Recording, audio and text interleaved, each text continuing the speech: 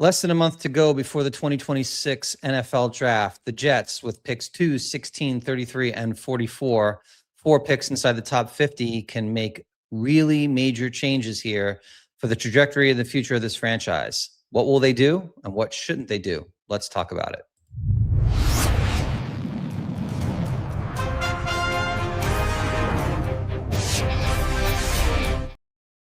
Hey guys, welcome to Jets Talk Now. I'm Paul Fiore. Please click like and subscribe. Thank you for joining me today, and I apologize for my long absence. It's been a little over 2 weeks since the last time we chatted, and a lot's happened.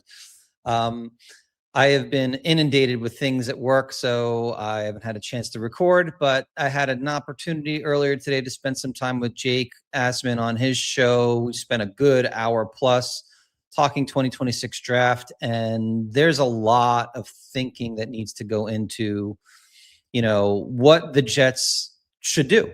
I've done a lot of mocks. I've done a lot of thinking around this, and there's things that just, you have to just wrap your brain around and figure out whether, you want to take certain chances or not as the GM and the head coach go into year 2. I'm really struggling with certain thoughts and ideas and things that I think the Jets should not do. Ultimately, it doesn't matter what I think, doesn't matter what you think or any of us think. It matters what the head coach and the GM, and hopefully they align on what they do. But, the Jets just spent Friday with Ty Simpson. Thursday night, they had dinner with him. They did the private workout on Friday. It sounds like the entire Jets contingent was there. Muji, Glenn, Musgrave, Reich. And, there's a lot of noise around Ty Simpson in general, right? Like you see guys like Dan Orlovsky's out there right now talking about Ty Simpson as his favorite quarterback in the draft. Mike Tannenbaum talking about how it would be a no-brainer that the Jets should take him at 16. And then you have the opposite side of the equation, Daniel Jeremiah saying he doesn't see him as a first-round pick. So there's a lot of noise there. And as fans, we have a tendency to get wound up with this stuff because inevitably, for whatever reason, the Jets are always the center of the universe when it comes to the NFL draft. I mean, the noise around Ty Simpson is directly impacting the Jets.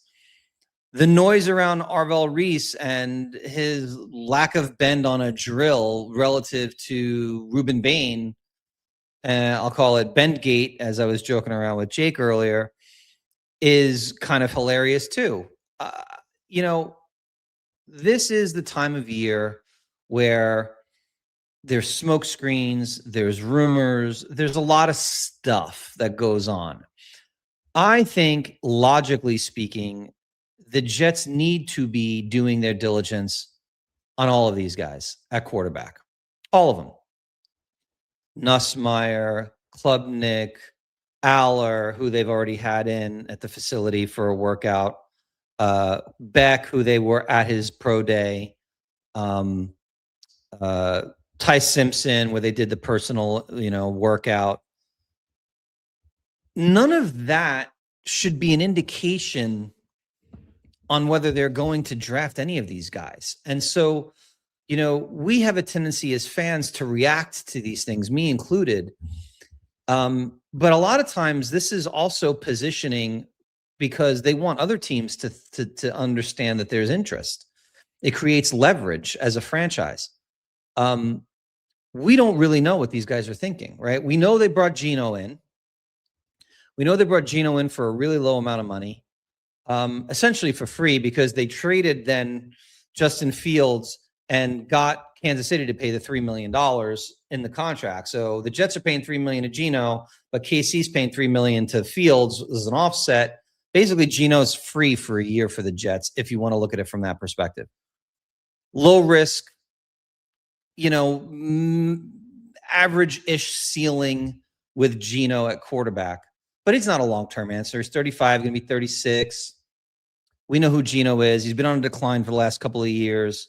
I've never seen Geno as a high ceiling guy. I know he had a couple of years there in Seattle, but I still feel like Geno hasn't won anything in the league. He just hasn't. We can talk about the nice story it is about him coming from, the bowels of hell to be a solid NFL starting quarterback. He's been on a very good football team with Seattle. They never won anything. Seattle moved on from him, wound up winning a Super Bowl. He goes to Oakland goes to Vegas. They're an absolute disaster. He's a disaster with them. Doesn't elevate the team. The team doesn't elevate him. Will he come here and be better than what we've had? Yeah. I mean, he will probably look for everybody's negativity around Aaron Rodgers. He's not going to be Aaron Rodgers, I don't think. I mean, Aaron Rodgers' year actually was not bad. It was adequate quarterback play for the Jets, and they won 5 games, and he was adequate. I think if we get an adequate season out of Geno, the Jets are still a 5-win football team. The only way they get better than 5 wins is if other parts of that team are significantly better. I don't think Geno elevates his team to a 7, 8, 9-win team. So with that logic in mind, right, you sit here as a fan, you go, okay, we have Geno and Bailey Zappi currently on the roster.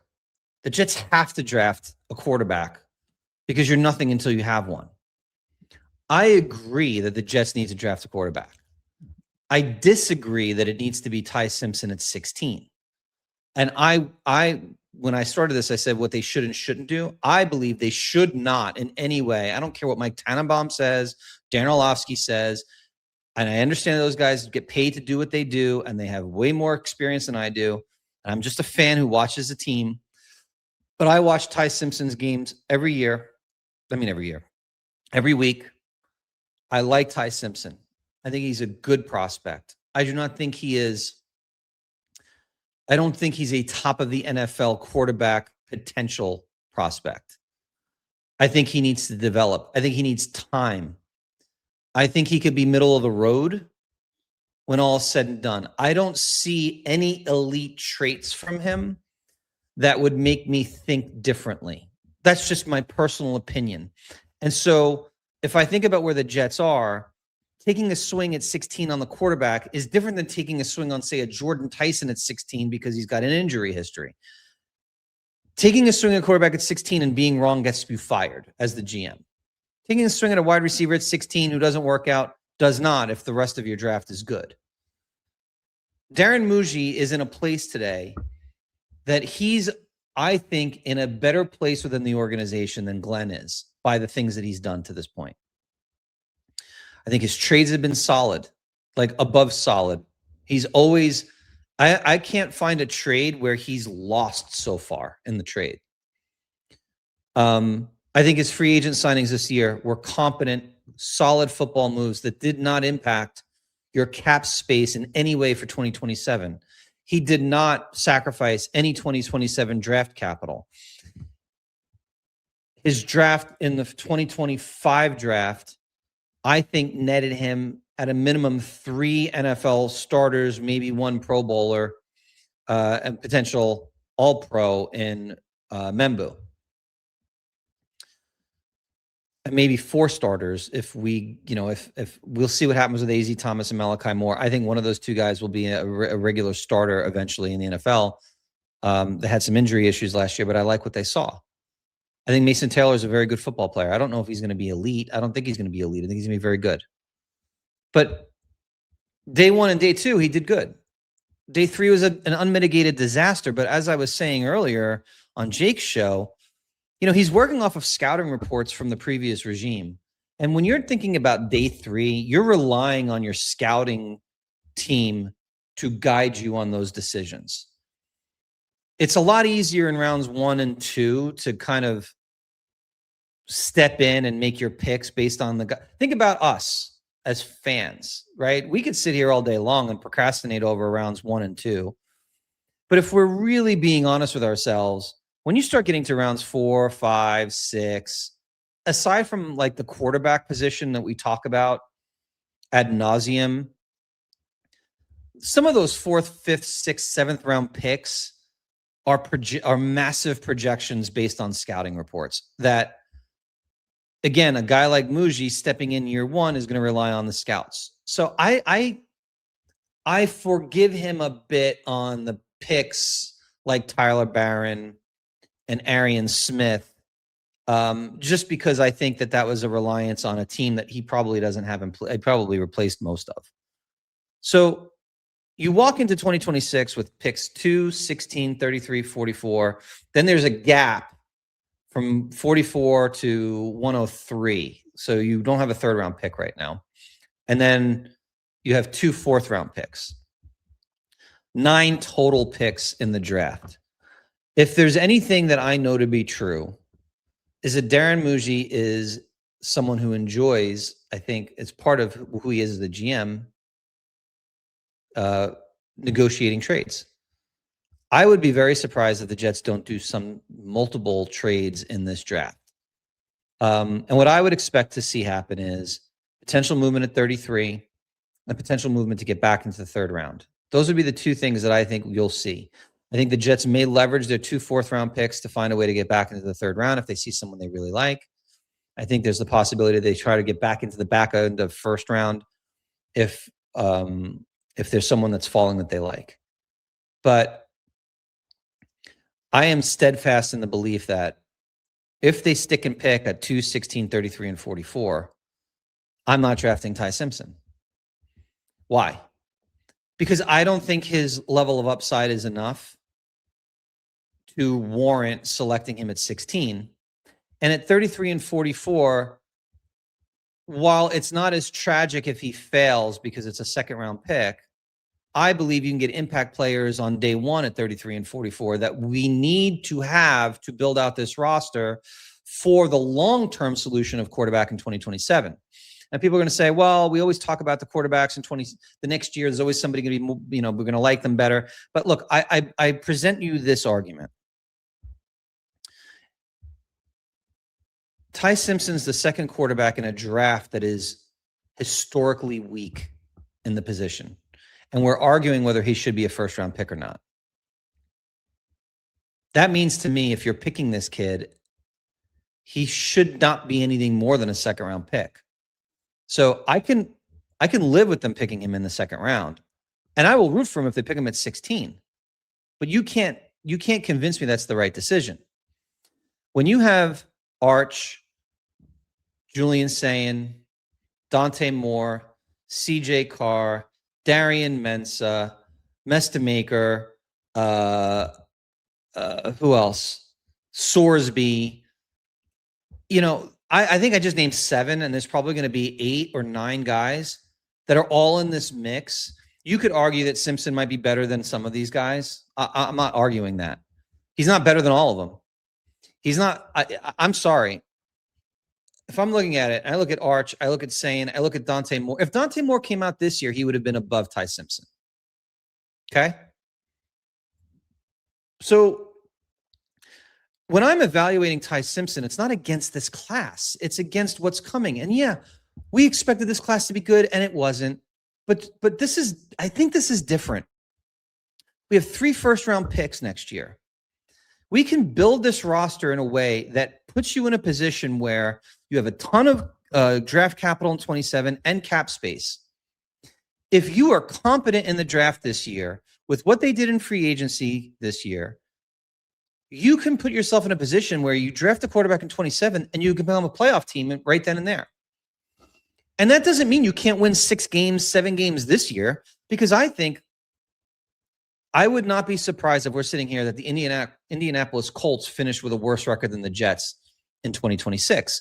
So, and are we really convinced the Dallas Cowboys are going to be a playoff team this year? I mean, so if we're arguing this, there's a reality where the Jets go into the 2027 draft with 3 picks in the top 15 next year. Plus, they have the 28 draft picks that they haven't touched. So let's say the Jets win 6 games this year. Geno's decent. You can argue that he's good enough to give him another 1-year deal as a bridge starter. Your defense looked decent. Glenn improved. You've got wide receiver talent now that you feel good about. Garrett's locked up. He's feeling good about the future. If you're drafting, let's say the Jets' natural pick is 9. I'm going to hear everybody go, well, this is bullshit because now if they're picking 9th, you can't get Arch. You don't need the number 1 pick. First of all. Number 2, if you think that the Jets don't fall in love with a quarterback in 2027, that they can't go move multiple assets to go and get that quarterback, you're just mistaken.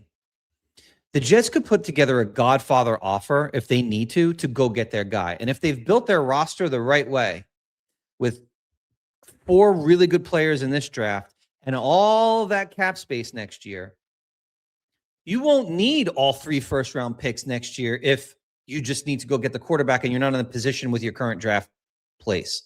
So that's the way I feel about it. Like, would it be an amazing outcome that somehow they found their quarterback this year and now they've got 3 first-rounders next year? Oh, yeah, of course.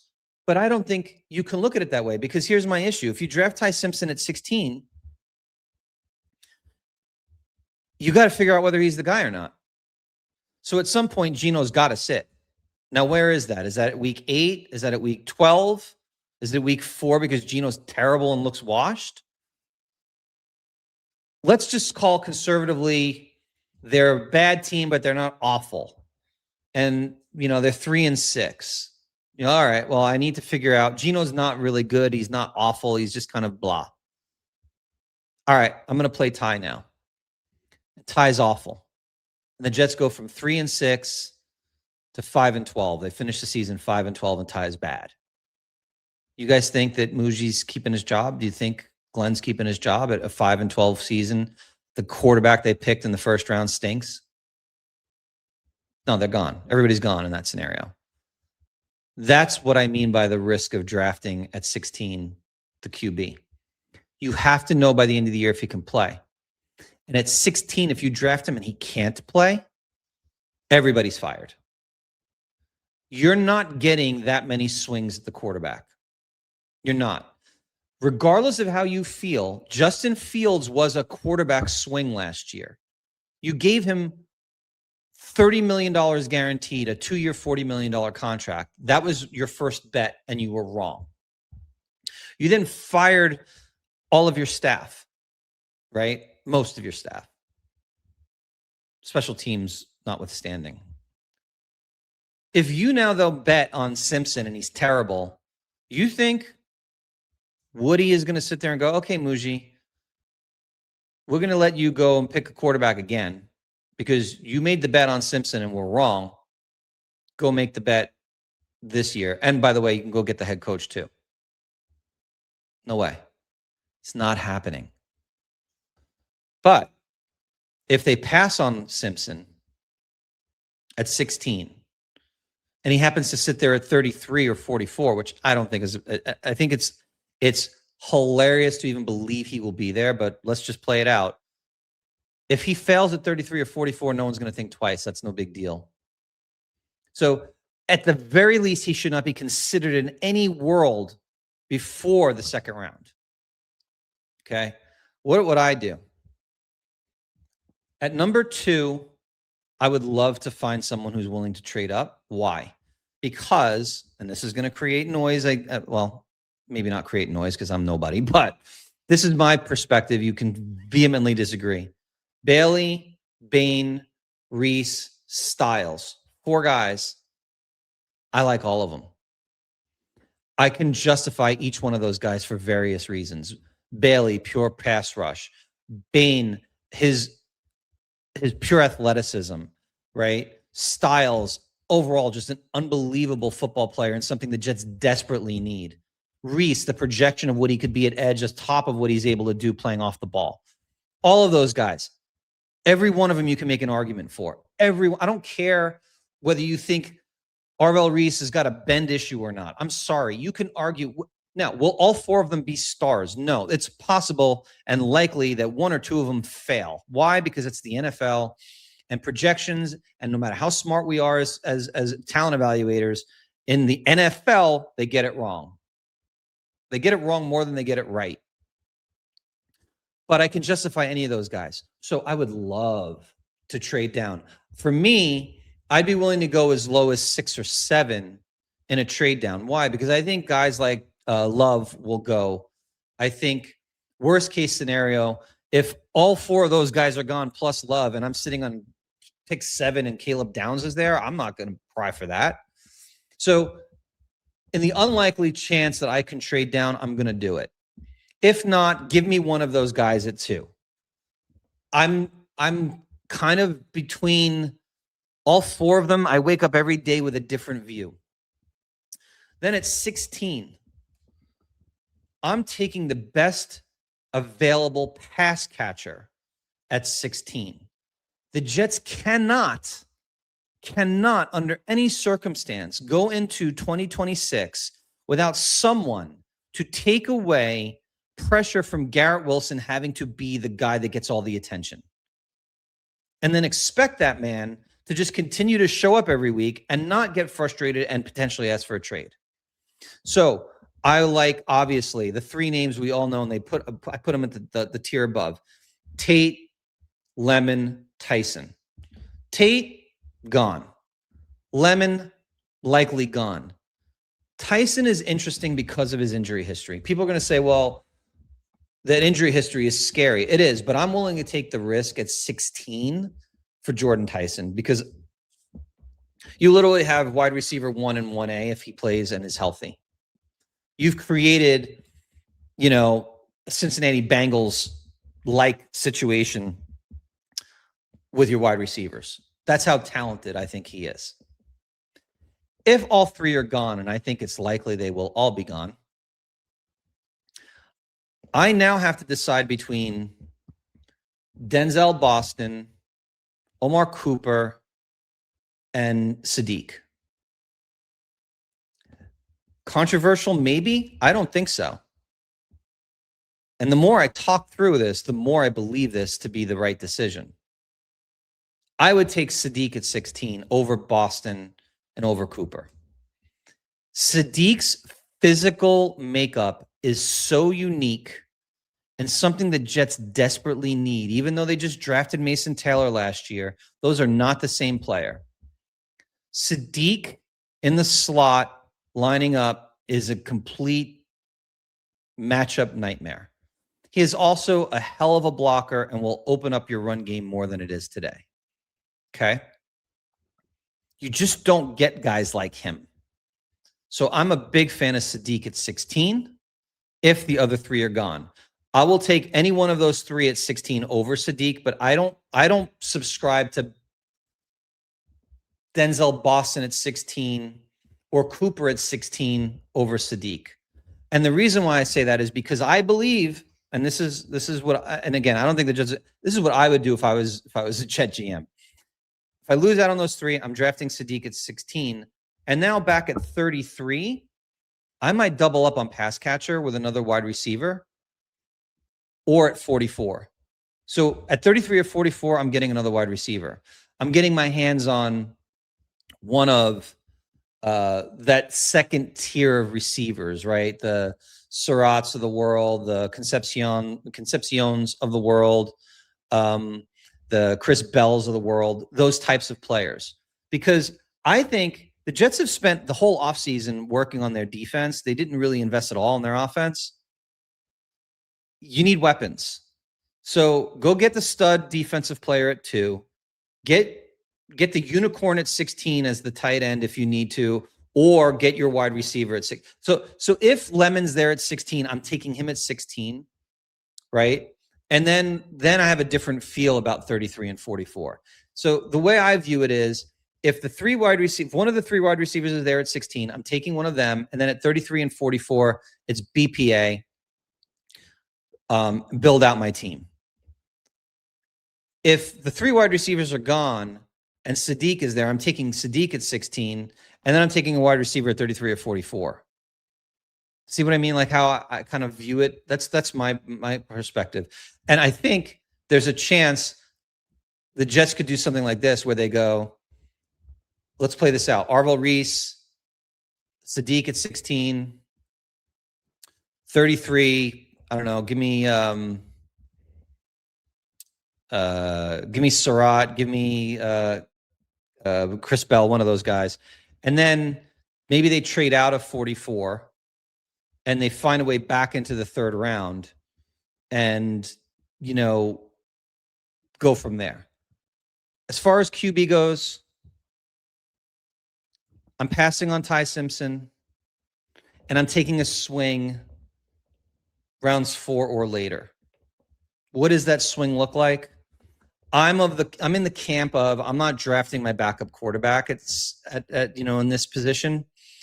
Because I feel like I just feel like if you're going to take a swing with the big ceiling. If you're going drafting for a backup quarterback, just take Carson Beck. His floor is higher than every one of these guys. He'll be a backup quarterback in the league. You can count on him as a backup, play a couple games. He'll be competent. I don't see him as being someone that's a long-term solution at the position. So what do I look at? I look at guys like Aller, who's flawed but physically gifted.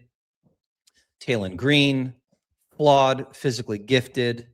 That type of prospect later in the draft for me, I'm drafting on traits.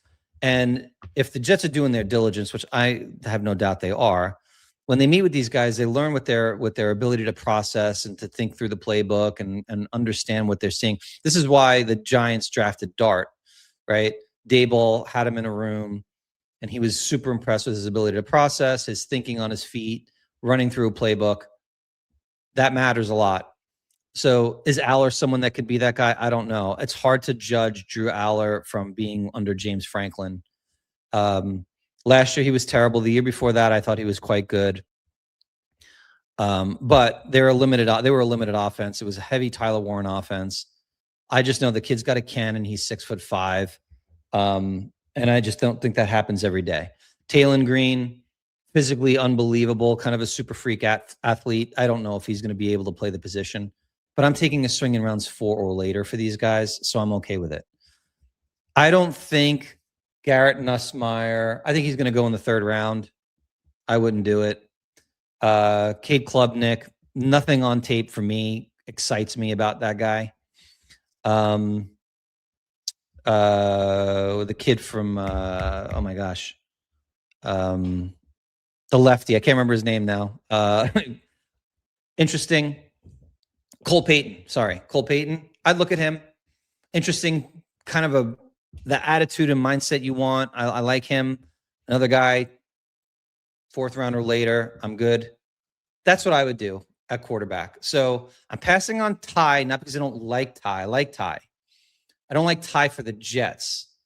I think Ty needs a year to learn and sit. And I don't think the Jets can do that drafting him at 16. They're going to have to know, because they have 3 first-round picks in 27, is he the guy? And if you're Muji and Glenn, Muji more than Glenn, you want to make those picks. You set yourself up in 2027 to make those picks. Drafting Ty Simpson speeds up your clock as the GM. I think there's very few things that Muji can do in 2026 that puts his job at risk for 27. Drafting Ty Simpson does that. Now, if he's right, he looks like GM of the year. So it's like one of those, to me, the issue with drafting Ty Simpson, it's such a swing or miss. It's either you're hitting a home run or you're striking out. And I just don't know why Muji would put himself in that position. And I don't think he'll be forced to make that call. Because, I mean, Frank Reich's in his late 60s. He's not going to put it all on the line for one of these guys. And he might say he really likes the guy. But at the end of the day, here's the bottom line. Don't draft Ty, please. But if you do, I pledge this as a fan. I will root my ass off for that kid. And I will pray he figures it out. And I will not go out there if he comes out in game 8 or 9 and looks awful, be a snap judgment guy and say he stinks. He's going to need time before we determine whether he is or is not the solution. Think hard. Does this fan base give people time? That's part of the problem with Ty Simpson right now. He is not a can't miss, and not many are. So I hope the Jets pass on him. But if they do draft him, I pray he's given the opportunity to learn, adjust, and, you know, figure it out in the league. And if he can do that, great. But I just struggle believing the Jets are going to make the call ultimately to go with him, despite the fact that we basically have Geno Smith and Billy Zappi as our QBs. They'll add a veteran, and I think they'll draft somebody in round 4 or later. That's my personal opinion. Based on everything that I see with Muji, I would be surprised. And none of the things that they're doing right now have changed my opinion on that today. No matter how much Dan Orlovsky wants to hold Ty Simpson's water, you know, I like Ty. I think he could be a good football player. I like his attitude and mindset. I just would not draft him at 16. So anyway, that's my perspective. I hope everyone's doing well. I appreciate you all for tuning in. I'm going to try to get on here more often. It's just been crazy. I started a new job and I've been super, super busy. And exhausted by the end of the day. So getting on at night has been a little bit harder for me, but I'll figure it out. I know we got a few weeks to go before the draft, and I enjoy putting out content and interacting with you guys. So thanks for subscribing. We're at 2,200 subscribers. It's pretty awesome. I appreciate all the support, and I apologize for not being on sooner. Have a great one, guys. Thank you.